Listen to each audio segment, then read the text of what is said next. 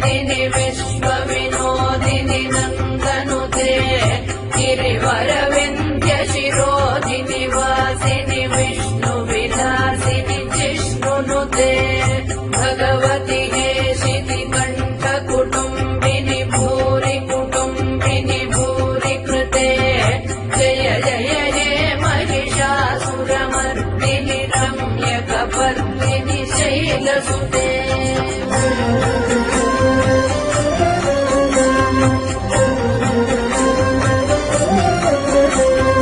सुरवरवर्षिणि दुर्धरधर्षिणि दुर्मुखमर्षिणि हर्षरते त्रिभुवनपोषिणि शङ्करतोषिणि किल्बिषमोषिणि घोषरते तनुजनि रोषिणि दितिसुतरोषिणि दुर्मदशोषिणि सिन्धुसुते जय जय हे महिषासुरमर्दिनि रम्यकपर्दिनि शैलसुते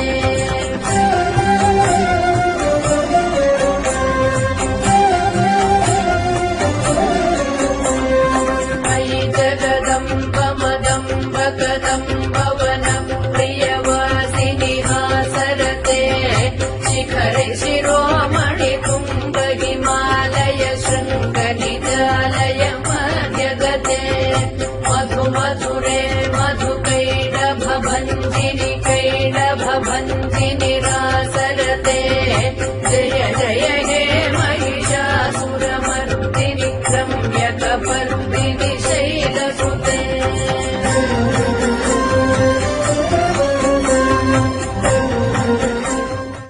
ஆகவே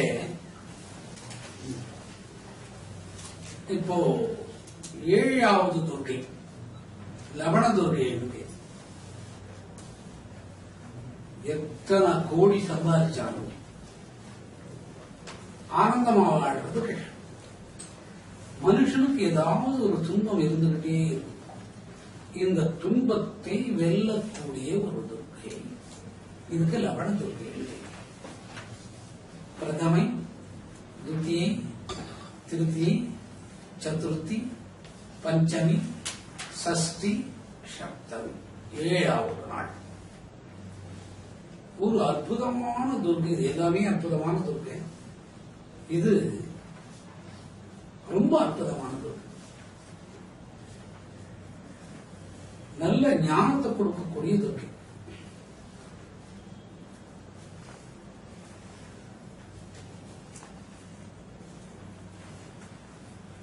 ஓம் லவணதுர்காயே நமः. ஓம் லாவண்ய லவணதுர்காயே நமः. ஓம் லலிதா லவணதுர்காய நமः. ஓம் லலிதா ரூபிணி லவணதுர்காய நமः. ஓம் லலிதா காளி ரூபிணி லவணதுர்காய நமः. இது ஞானத்தை கொடுக்கக்கூடிய இந்த துர்க்கை வரிசையிலே ஏழாவது. எந்த ஒரு சத்தியவானும் சத்தியமா நடக்க முடியாது. சௌந்தரியமான அழகு உனக்கு கொடுத்தேன், இத்தனையும் கொடுத்திருக்கேன், மனசு எவ்வளவு சந்தோஷமா இருக்கும் பாருங்க. அதெல்லாம் நம்ம அனுபவிச்சா தெய்வம் சத்தியம் பண்ணி கொடுக்கறதுங்க. இது ஒரு 40-50 வருஷம் இதுல ஈடுபட்டாதான் இதெல்லாம் தெரியும். கேட்கறதுக்கு சிரிப்பா இருக்கும். ஆனா கேட்கறதுக்கு சிரிப்பா இருந்தா கூட இது அனுபவத்தினால வரக்கூடிய ஒரு அனுபவம். அனுபவத்துல வரும். இதெல்லாம் அனுபவத்துல வந்துடுத்துனா நமக்கு ஆனந்தமா இருக்கும். ஆன்மீகத்தை போதனை பண்ணக்கூடிய எல்லா செல்வமும் சௌந்தரிய அழகு வந்துடுத்து. ஜெயத்தை சத்தியமா பண்ணி கொடுப்பேன்னு சக்தி சொல்றார். இதை அனுபவிக்கணும். எந்த ஒரு அனுபவமும் அளவோட இருக்கும். அதுக்கு லவணம் பேர். லவணம்னா என்ன? உப்பு. லவணம்ன்றது உப்பு.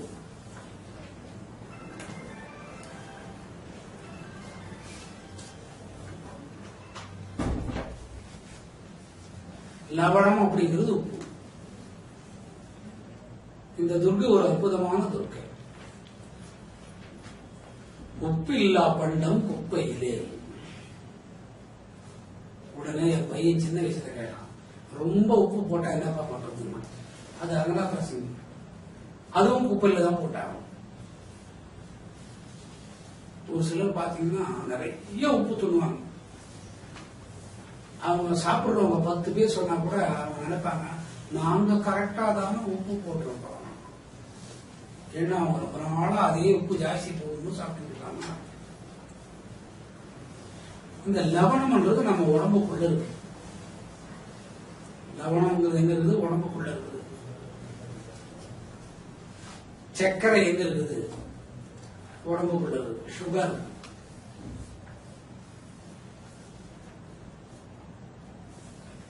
இது எல்லா செல்வத்தையும் கொடுக்கும். நேரம் அவங்ககிட்ட ஒருத்தர் மூட்டை மூட்டையா உப்பு வாங்கிக்கிறீங்களா? கொஞ்சம் நேரம் யோசனை பண்ணிக்கணும். விலையாருனா கொடுத்துடலாம் அப்படின்னு நினைக்கிறேன். ஒரு கால் மழை வந்துருத்து என்ன ஆகும்?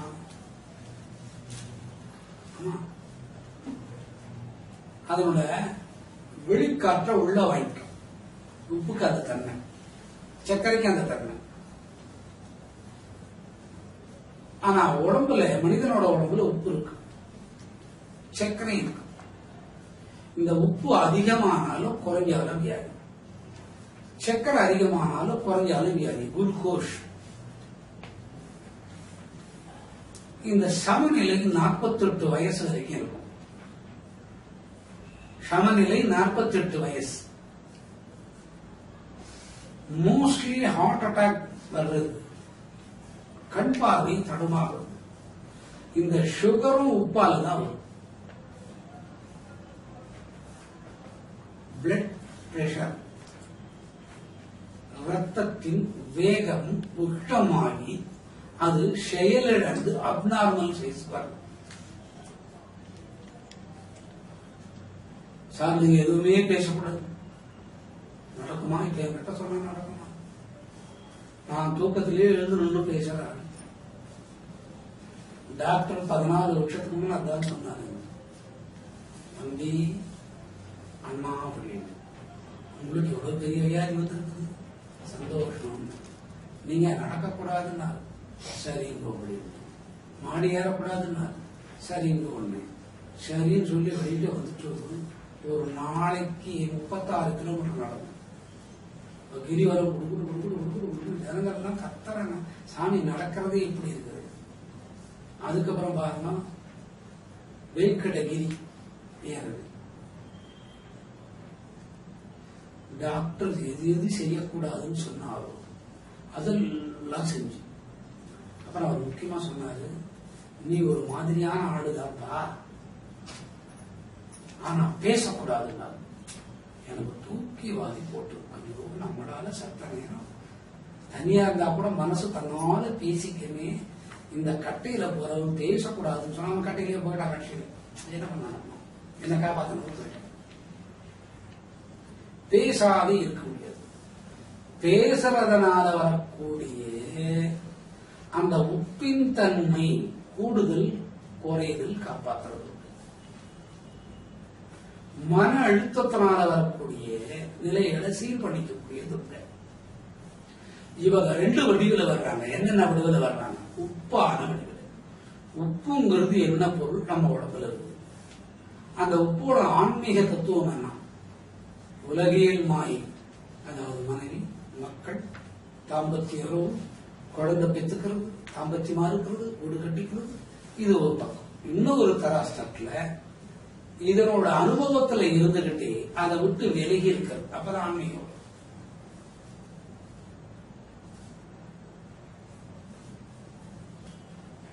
சிலருக்கு சம்சாரத்தை பார்த்தாவே ஆன்மீகம் போயிடும். சிலருக்கு சம்சாரத்து பக்கத்துல உட்காந்து நை நைன்னு பேசிக்கினே இருப்பாரு. இந்த எதில் இருக்கிறவங்க நினைப்பாங்க, இது என்னமோ சாமி கீமின்னு சொல்றாரு, இந்த சாமி பக்கத்திலேயே உட்காந்து பேசி காதல் எல்லாம் கையை விட்டு இருக்கிறாரு. இது என்ன மனுஷன் தர்மம்?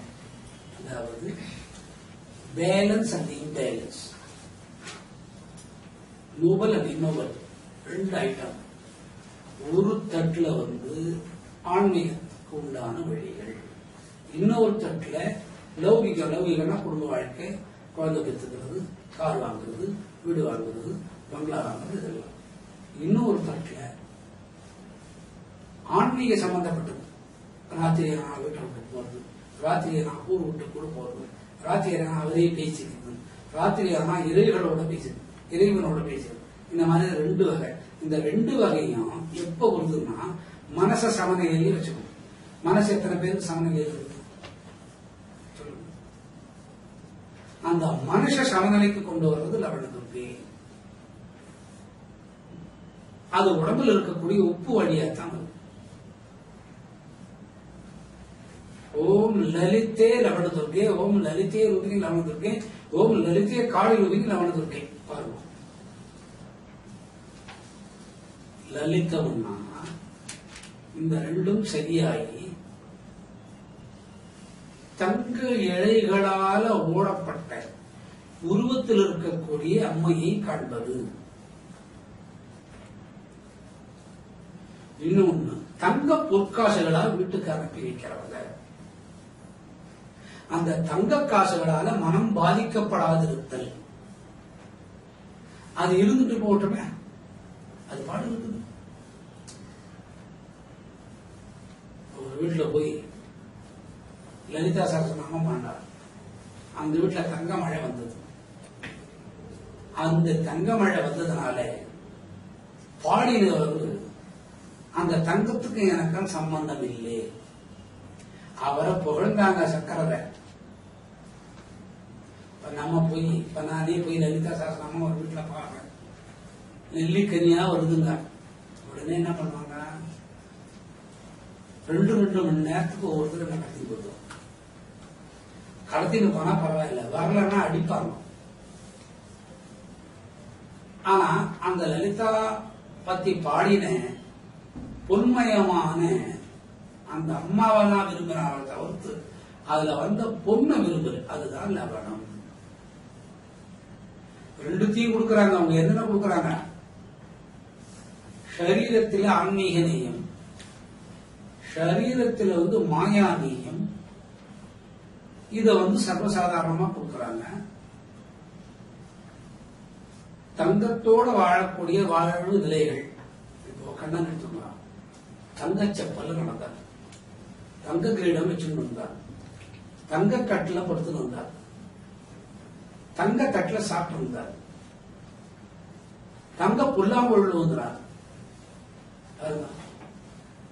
அவர் எதுக்கும் தனக்கு சொந்தம் இல்லையே நினைச்சார், தான் இறைவன் நினைச்சார். அதுதான் சமநிலைப்படுத்துதல் லவண துர்க்கை. மகாபாரதத்துல கீதாச்சாரத்தை சொன்னார். வீடே தங்கங்க. அவர் வீடு காம்பவுண்ட் வால் எல்லாம் தங்கம், பில்லர் எல்லாம் தங்கம். இப்ப பில்லர் தங்கமா இருந்தா ஈஸியாகவும் பாருங்க. மெட்ரோ ட்ரெயின் எடுத்துட்டு போவாரு, ரூட் இல்லைன்னா கூட அதுல ஒரு ரூட்டை போட்டு எல்லாமே தங்கம். சாதாரணமா இருந்தார், ஜனங்களோடு சேர்ந்து உறவாடினார், ஜனங்களோடு இருந்தார். அவரை கேட்டா நான் தான் அந்த தங்கம், அந்த தங்கம் நான் தான், அதுக்கு எனக்கு சம்பந்தம் இல்லை. அந்த மாதிரி சம்பந்தம் இல்லாத ஆன்மீக வாழ்க்கை வாழ்றதுக்கு லலிதை எத்தனை பேர் வாழ முடியும்? அந்த மாதிரி வாழ்ந்தா மனதுக்கு அமைதியாகும். என்னையும் ஒருத்தர் பார்க்க வர்றாங்க, அவங்க வரும்போது நினைச்சுட்டு வருவாங்க. பெரிய தலை இருக்கும், ஜடாமுடியெல்லாம் போட்டு இருப்பாரு, கொண்ட வானத்தை நோக்கிட்டு இருக்கும், கையில எல்லாம் ருத்ராட்சத்தை கட்டி இருப்பாரு, ஜெய் நமச்சிவாயாடு விடுவாரு. நேரா வருவாங்க. பார்த்தோன்னே இது நம்ம சின்ன பையன் உட்கார்ந்து, அந்த சின்ன பையனுக்கு 62 வயசு நமக்கு தெரியாது. அந்த முகத்தை பிடிக்கிறது பிடிக்காத போகும், பிடிச்சாலும் காட்டக்கூடாது, பிடிக்காத போறாலும் காட்டக்கூடாது. அந்த மாதிரி சமநிலையில் இருக்கக்கூடியது லவண துர்க்கையின் பேர். லலிதா மகேஸ்வரி ரூபிணி லவண துர்க்கை. அதாவது இந்த துர்க்கை என்ன சொல்லுதுன்னா முழுக்க முழுக்க ஆன்மீகம். இந்த ஆன்மீக போதனை எப்பத்திலிருந்து வரணும்? லலித மகேஸ்வரி. மகேஸ்வரினா இன்னொன்னு குருன்னு அர்த்தம். லலித மகேஸ்வரி குருன்னு அர்த்தம். குரு ஆன்மீகத்துக்கு நல்ல குருவை கொடுக்கிறவர். சீடம் கெட்டவனா இருக்கலாம், சீடம் கெட்டவனா தான் வருவான். குரு மூஞ்சி நல்லாவே இல்லை, சீடம் மூஞ்சி அதுக்கு மேல போனதா இருக்கும், கட்டை முட்டை அந்த மாதிரி தான் வருவார். இந்த நல்ல குருமார்களை தேடி அமைய பெற்று ஆன்மீகத்தை அவங்க வழிய கொடுக்கக்கூடியவனுக்கு லலிதா மகேஸ்வரி.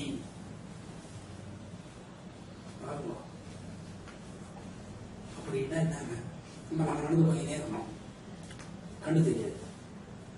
கண்ணை மூடி நடந்து போனா சுத்தமா தெரியாது, கண்ணை திறந்து நடந்து போனாவே தெரியாது.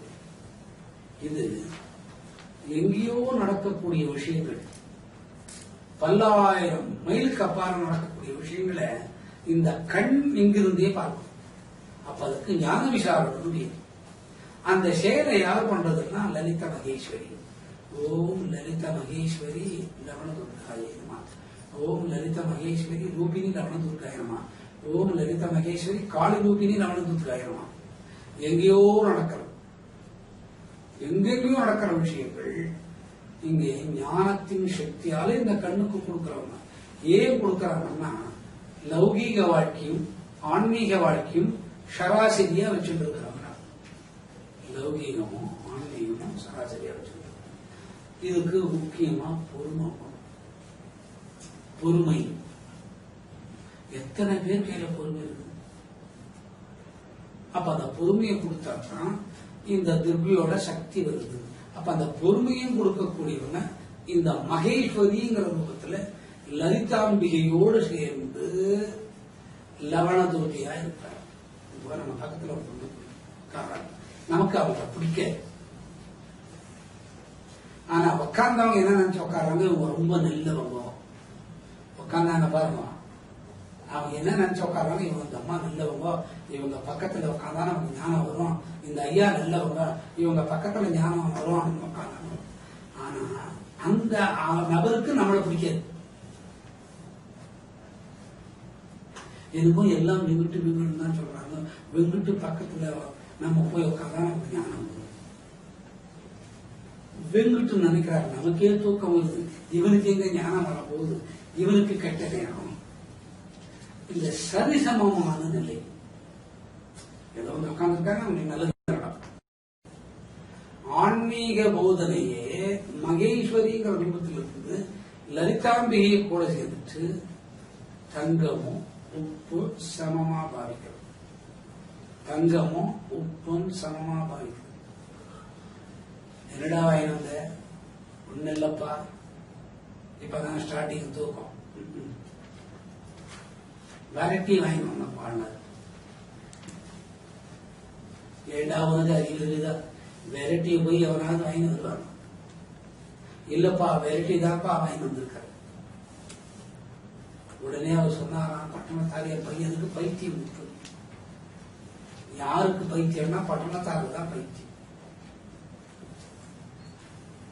அந்த வெரைட்டியை உடைச்சு பார்த்தா தங்க இழை நூலுங்க இருந்துதான். இத கவனிங்க, லவணதுர்க்கையோட அம்சம்.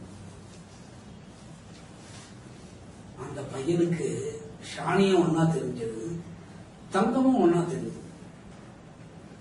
தங்கத்தை வச்சு வரட்டிங்கிற சாணியாலே பட்டணத்தாருக்கு ஞாபகம்.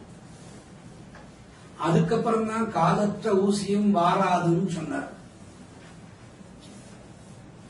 தைக்கிற நூல்ல காது இருக்கும், அது வழியா தான் நூலை கொடுத்து தைக்கணும். ஒரு பக்கம் காது ஒடிஞ்சிருத்தோம்னா எதுவும் வேலையாகாது. ஒருத்தர் என்ன கேட்டார், அதெல்லாம் ஊசி எடுத்து வைங்க, நான் எடை போட்டு வாங்கிக்கணும், உங்களுக்கு காசு கொடுக்குறேன். அத்தை கூட விற்கிறதுக்கும் வாங்குறதுக்கும் ஆளுங்க. சாணி, வரட்டி, தங்கம் எல்லாம் ஒண்ணு சொன்னதுதான். மனசு ஒரே மாதிரி இருக்க.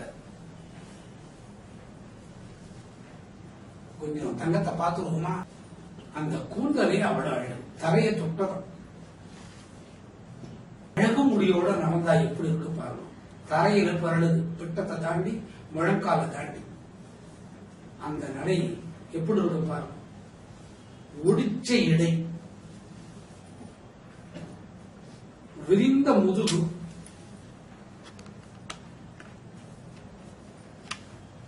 சுருங்கிய இடை, பின்பக்கம் பெருத்த பிட்டம், நடக்கச்சே கால்ல ரத்தம் தெரியுமா அவளுக்கு. அவங்களோட சிவப்பு தொடை, அந்த தொடையோட அழகு அவங்க கட்டிட்டு இருக்கிற துணியில இருந்து வெளிவந்து காட்டும், அவ்வளவு அழகு. கால் நகங்கள் வெளுத்த கலர் அல்ல, சிகப்பு கலர். கால் நிறம் கை நிறம் மாறினா வியாதின்னு கூறும். வெண்மை கலர்ல இருந்தா வியாதி துவக்கம், ரொம்ப காலம் தள்ளி வரும். ப்ளூ கலர் வந்ததுன்னா வியாதி முத்தி போச்சுன்னு அர்த்தம். இப்ப எந்த டாக்டரும் நகத்தை பார்க்கறது இல்லை, நான் கண்ணிட்டு ஆன்னு பல்லு துறப்பா அவ்வளவு அழகு. அதுக்கப்புறம் முன்ன அழகு பாருங்க, அவ்வளவு அழகு. அந்த புருவமே அவ்வளவு அழகு, அது இயற்கையான புருவம். இப்ப எல்லாம் கட் பண்ணிக்கிறாங்க. இருக்கிற ஒரு அரை அடி தான் கூந்தல். இப்போ அது சும்மா அசக்கனா கூட அழகு. அப்ப அந்த கூந்தலுக்கு இந்த கூந்தலுக்கு என்ன வித்தியாசம் பாருங்க, அவ்வளவு அழகு. மோகனான்னு பேர். இத காட்டி ஆன்மீகத்தை கொடுக்கறாங்க. உப்ப காட்டி இல்லை, தானே தங்க நிறத்தில் இருக்கக்கூடிய தங்க சிலை. ஒண்ணுமே இல்லை, ஒரு பொண்ணை பார்த்த உடனே ஆம்பளைக்கு காதல் வருதுன்னு சொல்றாங்க. அது எப்படின்னு ஆராய்ச்சி பார்த்தா ஒண்ணுமே தெரியும். அந்த பொண்ணு கருங்கரையேன்னு மீச வளர்த்தாங்க. கிட்ட போய் பார்த்தாதான் அந்த அம்மாவுக்கு மீசையே வளர்ந்து, அத்தை கூட பார்க்காத காதல் வந்திருக்குது. ஒரு முக்காவாசி ஆம்பளை மாதிரி இருக்கு. இவன் முழு இந்த சட்டி பாறை கரு சட்டியில அந்த மாதிரி இருப்பான். காதல் அது ரொம்ப நாளைக்கு இருக்குமா பாருங்க. காதல் காதல்னா எப்போ வரணும்னா கல்யாணத்துக்கு அப்புறம் வரும். எப்படியோ பிடிக்காத மூஞ்சிதான் வீட்டுக்காரனா வரும். அதை பிடிச்ச மூஞ்சியா மாத்திக்கணும். அதுக்கு காதல். இந்த மாதிரி எப்படி இருக்கிறாங்க பாருங்க. மூக்கணும். இந்த அழகை எங்க காட்டுறதுன்னு தீர்மானம் பண்ணா, அசிங்கமா இருக்கிற ஒரு பொம்பளை இடத்துல காட்டினான். அவங்க போய் அவங்க அண்ணன் இடத்துல சொன்னாங்க. அதுதான் ராவணன். 10 தலை. ஒரு தலையில் இருக்கிற மூளையாவது வேலை செஞ்சதா இல்லை. அந்த மோகனத்தை காட்டி ராமனை கூட்டி கொடுத்து முக்தி பெற்றதுதான் அந்த மோகனம். அப்போ அந்த செயலுக்கு எந்த துர்கா இருந்தது? லவண துர்கை. பாருங்க, இத்தனை துர்கை நம்ம பார்த்தோம். எல்லாம் உலகியல் இன்பங்களுக்கு தகுந்த மாதிரியே இருந்தது. இந்த துர்கை பாருங்க கொஞ்சம் தள்ளி வந்து நம்ம மனசை கவர் பண்ணும். ஆஹா, நம்ம கூட ஞானி ஆகிடலாமா? ஆஹா, நம்ம கூட முகனி ஆகிடலாமா? நமக்கு ஞானம் வந்துருமா? நல்ல புத்தி ஒண்ணு இருந்தா எல்லாம் வரும். நல்ல புத்தி வரணுமே, அந்த அம்மா முகத்தை காரணம் தான் நல்ல புத்தி. அந்த நல்ல புத்தி வராததுக்கு என்னென்ன காரணம்? ஓம் போக நிவாரணி லவண துர்க்கேனமா, ஓம் போக நிவாரணி ரூபினி லவண துர்க்கேனமா, ஓம் போக நிவாரணி காளி ரூபினி லவண துர்க்கேனமா. போகம்னா அனுபவித்தல். பெரிய வீடாக்கிட்டு எவ்வளவு வீடு கட்டணும்? 10 ஏக்கர். காம்பவுண்ட் கட்டுறதுக்குள்ள ஆயுச முடியணும். 50 கார். எந்த கார்ல போக முடியும்? ஒரு கார்ல தான் 3/4 அடியில் உட்காந்து போவோம். அழகான சம்சாரம். கல்யாணத்துக்காக அது அசிங்கமா இருக்கு தெரியும். கல்யாணத்துக்கு முன்ன சம்சாரம் அழகா இருக்கும். கல்யாணம் மறுநாள் பார்த்தீங்கன்னா அசிங்கமா இருக்கும். வீட்டுக்காரன் போட்டா அமைதியா இருப்பான். இது ஒரு குடும்ப வாழ்க்கை. இதுக்கப்புறம் நிறைய வேலையாட்கள். உங்களுக்கு என்னங்க வேலை? தூங்குறது. அப்புறம் தூக்கம், கண்ணம். அப்புறம் பேசக்கூடாது. பேசாத என்ன பண்ணீங்க? சாப்பிட்டு. அப்புறம் எல்லாம் செய்கிறது தான். சாமி கும்பிடுறது இல்லை. No time too late. No time too late. இந்த மாதிரி ஆசைகளுக்கு போகணும்னு பேர்.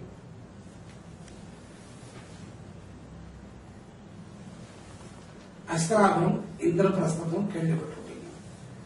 ஏதோ ஊரை விட்டு போயிட்டாங்க, அஜ்ஞானவாசம் தான் போயிட்டு வச்சாங்க. கண்ணன் ஒரு இடத்தை வாங்கி கொடுக்கிறாரு.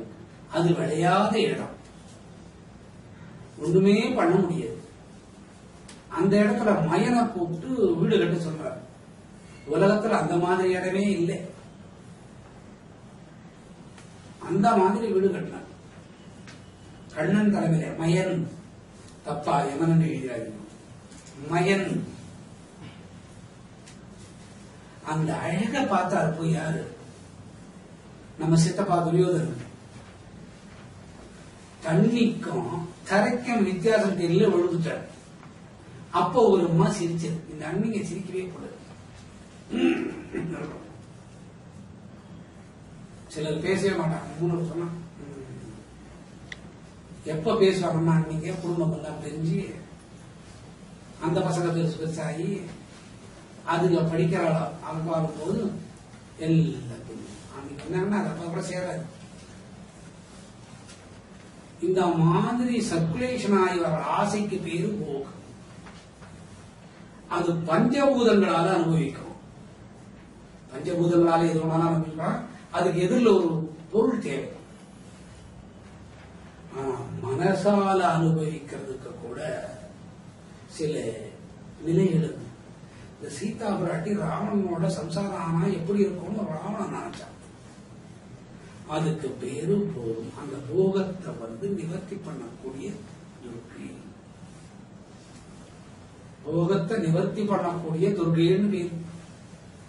ஆசை எருமின், ஆசை எருமின், ஈசனோட ஆயிரும் ஆசை எருமின் அப்படின்னு. அது ஒரு போகம். போகம் எப்ப வரும்னா ஒரு பொருள் மேல மோகம் வந்தா. ஓம் மோக நிக்கிரக லவண துர்க்கேரமா. ஓம் மோக நிக்கிரக ரூபினி லவண துர்க்கேரமா. ஓம் மோக நிக்கிரக காளி ரூபினி லவண துர்க்கேரம். சிலர் பாருங்க, நல்ல அறிவாளியா இருப்பாங்க. நல்ல அறிவாளி, பிரமான அறிவாளி. அந்த அறிவாளிக்கு பழுது சாப்பிடுறதுல ஆசை இருக்கும். தப்பு ஒண்ணு இல்லைங்களா? அதனால குண்டாமா 8 குண்டா பழுது சாப்பிடக்கூடாது. இதுக்கு பேரு மோகம்னு பேரு. மோகம். 8 நாள் குருமா குழம்பு இருந்தா கூட ஒருத்தர் தோணுதே வருது. அது 9ஆம் நாள் கொஞ்சம் ஊசி போயிருக்கும். இந்த மோக நிக்கிரக ரூபினி லவண துர்க்கேரம். மோகம்னா போகத்தினால வர்ற ஆசை. பஞ்சபூதங்களால் அனுபவிக்கிறான், மனசால் அனுபவிக்கிறது தப்பிடம்.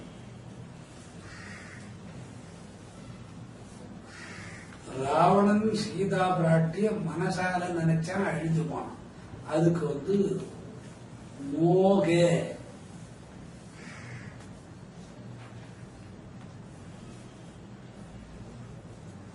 உடுத்து மேலே கெடுதலான இடத்துல மனசை பதிய வைக்கிறதுக்கு பேரு மோக.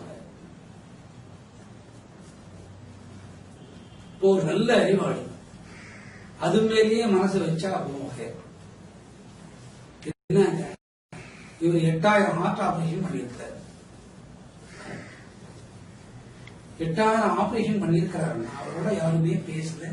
அவருக்கு பேச நேரம் இல்லை. அவரு மனசு நுண்ணு உயிரை விட்டுறார். இதுக்கு பேரு மோக.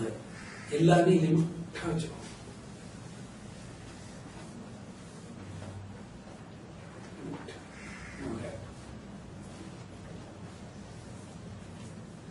அது மனசனால அனுபவிக்கும் போது கீழ்த்தரமான நிலைக்கு மனோநிலை போகும். அது நல்ல விஷயத்திலும் இருக்கும், கெட்ட விஷயத்திலும் இருக்கும். ஒண்ணும் இல்லைங்க, எதிர் வீட்டுல ஒரு டொயோட்டா கார் ஆகிட்டாங்க, நம்ம வாங்கிடணும். அந்த மோகம், அது போகம். அவர் வாங்கின வித்துட்டு நம்ம வாங்கின வச்சுக்கணும்னு நினைக்கிறது அது ஒரு வகை. இதுல சீர்படுறதுதான் மோகம்.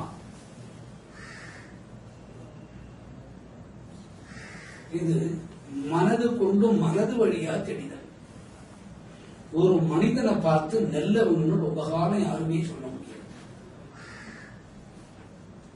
ஒரு மனிதனை பார்த்து மனிதன் இவர் ரொம்ப நல்லவங்க சொல்ல முடியாது. ஒரு நல்ல மனிதரை எல்லாமே நல்ல மனிதர்னு சொன்னா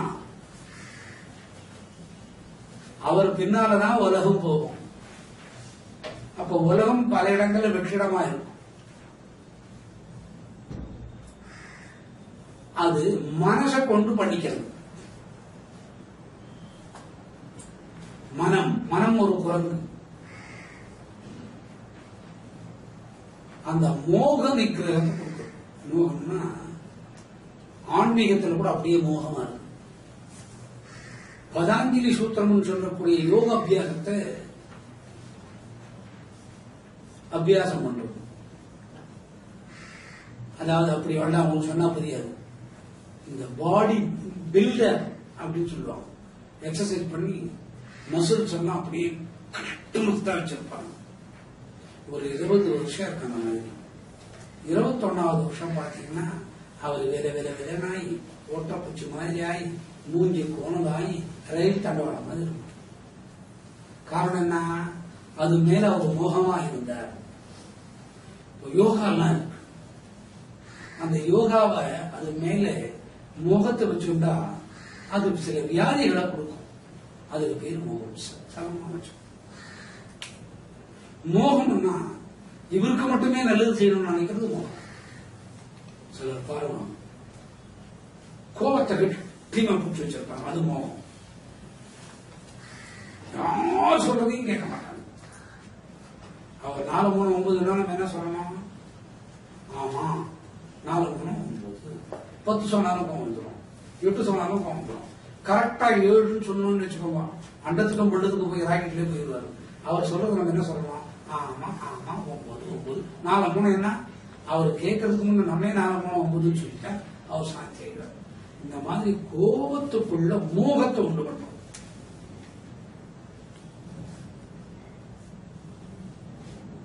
பூனை யானை குட்டி போட்டது அவர் கற்றுக் கொடுக்குறாங்க. நம்ம என்ன சொன்னா, பூனை குட்டி போட்டதுன்னு சொன்னா போச்சு. ஒரு உத விட்டாருன்னா நம்ம யானை ஆயிட்டு,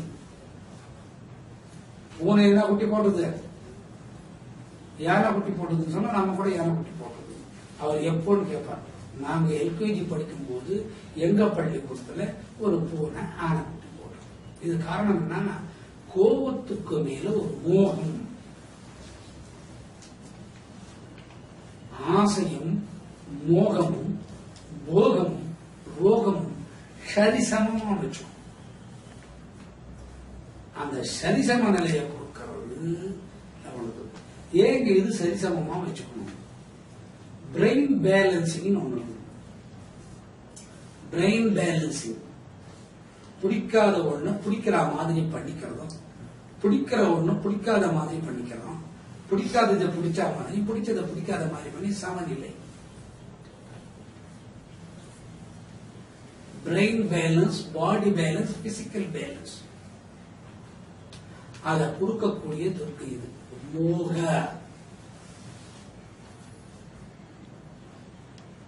சிலர் போறீங்கன்னா ஊசி போனேட்டு சாப்பிடுறது டப்பு அம்சமா சாப்பிடுது. என்ன பண்ணாங்க, கடைசியா சாதம்லாம் சாப்பிட்டு முடிக்கிறீங்க, தயிர் மோர் போட்டுக்கீங்க. இது எல்லாருக்கும் தெரியும். எல்லாம் இந்த தப்பு தான் பண்ணுவீங்க. கொஞ்சோண்டு வத்த குழம்பு அது கிடைக்கணும். அத்தியம் சாப்பிட்டா ஊசி போனா கண்டிப்பா. சிலர் ரசத்தை வச்சு பிசைஞ்சு சாப்பிடுவாங்க. இதுல தயிர் என்ன மாதிரி விஷயம், காரக்குழம்பு என்ன மாதிரி விஷயம், காம்பினேஷனே ஆகாது.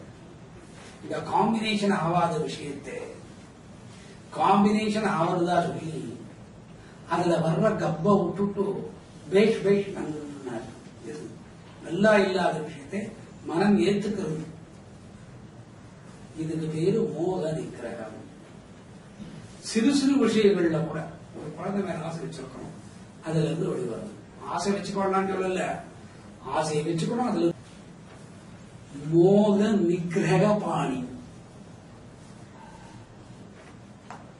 மோக நிக்கிரக பாணி லவண துர்க்கேனமா. ஓம் மோக நிக்கிரக பாணி லவண துர்க்கேனமா. ஓம் மோக நிக்கிரக பாணி ரூபினி லவண துர்க்கேனமா. ஓம் மோக நிக்கிரக பாணி காளி ரூபினி லவண துர்க்கேனமா. இது யார் சரி பண்றாங்க? நிக்கிரகம்னா அழித்தல், மனதை சமநிலைக்கு கொண்டு வருது. சமநிலை. இப்போ ஒரு துக்கம் வருது, அப்ப MS சுப்பலட்சுமி பாட்டு போட்டு தூக்கம் வருமா? வராது. வராது.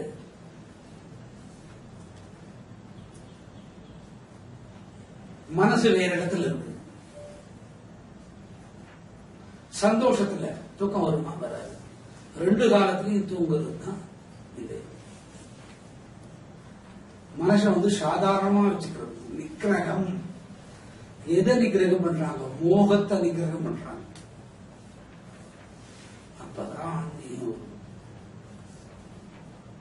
என்னங்க, நான் 20 வருஷமா யோகா பண்றாங்க. மண்டையில இருக்கிற முடியெல்லாம் கொட்டி அழகு போய் அதுல ஒரு மாதிரி சொல்லியிருக்கோம், இதுல இவன் ஒரு மாதிரியா செய்வான். அதுக்கு பேரு மோகம். அந்த தப்பிதமான விஷயங்களை சிலர் பாருங்க வாழ்க்கையில பண்றது மட்டும் தப்பாவே இருக்கும். அது அவர் ரைட்டுன்னு நினைச்சிருப்பாரு. அந்த தப்புன்றது எல்லாருக்கும் தெரியும், அவருக்கு மட்டும் தெரியாது. அவருக்கு தெரிய போனா போட்டோம், அவர் மத்தவங்களை கூட்டி தான் ரைட்டுன்னு சொல்லுவோம். இதுதான் ரைட். இந்த பஜனுக்கு போனா ஒருத்தர் சொல்றாங்க, வெற்றிவேல் முருகனுக்கு சொல்றேன், வெற்றிவேல் முருகனுக்கு அரோகரான்னு சொல்லணும். இவன் தனியா அரோகரான்னு கத்துவான். வெற்றிவேல் முருகனுக்கு அரோகரான்னு மொத்தமா சொல்லணும். வெற்றிவேல் முருகனுக்கு அரோகரா. நம்ம பண்ற தப்பு ரைட்டுன்னு நினைச்சிட்டு இருக்கிறது, அத மத்தவங்க ரைட்டுன்னு நினைக்கணும். நினைச்சா தப்பு இல்லை, சொல்லணும்னு சொல்றது இந்த நிக்கிரக பாணி. இந்த நிக்கிரக பாணின்ற போது இந்த லவணத்துக்கு ஆண்துவம் ஆகிறான். ஆண்துவம். ஆண்துவத்துலதான் ஞானத்தை கத்துக் கொடுக்க முடியும். அவ்வளவு சீக்கிரமா எல்லாருக்கும் ஞானம் வந்துடாது. உங்களுக்கு ஞானம் வந்திருக்குதா? வரவே 46 வருஷமா ட்ரை பண்றாங்க. ஒவ்வொரு சீடம் வர்றான் பாருங்க, அவ்வளவு ஞானி கத்துக் கொடுக்கறான். மூளையில இடமே இல்லை, ரொம்பி போயிருக்கு. அவ்வளவு தங்க பதுவிங்க. ஒருத்தன் என் பேரே வச்சிருக்கிறான். என்னத்த பண்றது? அவன் வச்சிருந்ததுனால இப்ப என் பேர் வந்து போச்சு. சமநிலை. ஆண்துவத்தில் இருந்து கொண்டு ஞானத்தை அருள வல்லவன். முன்னாட்டிக்கு என்ன சக்தி இருக்குது? 7ஆம் நாள் லவணத்துக்கே வரும்போது அவன் ஆண் சக்தியை மிஞ்சி ஆன்மீகத்தை கொடுக்கக்கூடிய இது. அதுதான் மோக நிக்கிரகம். ரெண்டு அர்த்தம். நிக்கிரகம்னா ஒண்ணு, பெண் விதையில வரக்கூடிய கருமுட்டை வராது தடுத்து ஆன்மீகத்தை கொடுக்கிறதுன்னு அர்த்தம். இன்னொன்னு, ஆண் விதை நிக்கிரகமாயி ரத்தத்தின் நிலை கூடி ஞான மார்க்கத்துக்கு கொண்டு வருவது. அப்படின்னா அவங்களால பிறப்ப கொடுக்க முடியாது, ஒரு குழந்தையை பெற்றுக்க முடியாதுன்னு பொருள். ஆன்மீகத்தில் ஈடுபட்டா இப்படியே நடக்கும்ங்கிறது ஒரு ஆன்மீக தத்துவம். அப்ப ஆண் மாதிரியா இருந்து இந்த அம்மா இவ்வளவு ஞானத்தை கற்றுக் கொடுக்கறாங்க. எடுத்தது சின்ன விஷயம். நிக்கிரகம் பண்ணா கூட ஞானம் வந்துட்டா முகம் வந்து தேய்ச்சி காலெல்லாம் வெளுப்பா தேய்ச்சி சுந்தரம். ஆஹா, என்ன அழகா இருக்கிறாங்க பத்தியம். அதுவே இருக்காத ஆள் அழகா இருக்கலாம். எப்படி இருக்கிறாரு பத்தியம். ஆஹா, நம்ம சாமி காலையில 3:45 முழிச்சுக்கிறாரு. நம்மளும் 3:45 முழிக்கணும். முந்தானே ஒருத்தன் தூங்கினான், அவன் கையை அவன் வச்சுக்கணும். பத்மநாபசேனத்தில் தூங்கினான். இன்னொருத்தன் ஒரு கண்ணை மூடின்னு ஒரு கண்ணை திறக்கணும். நான் வீட்டுல போய் எவ்வளவோ ட்ரை பண்ண,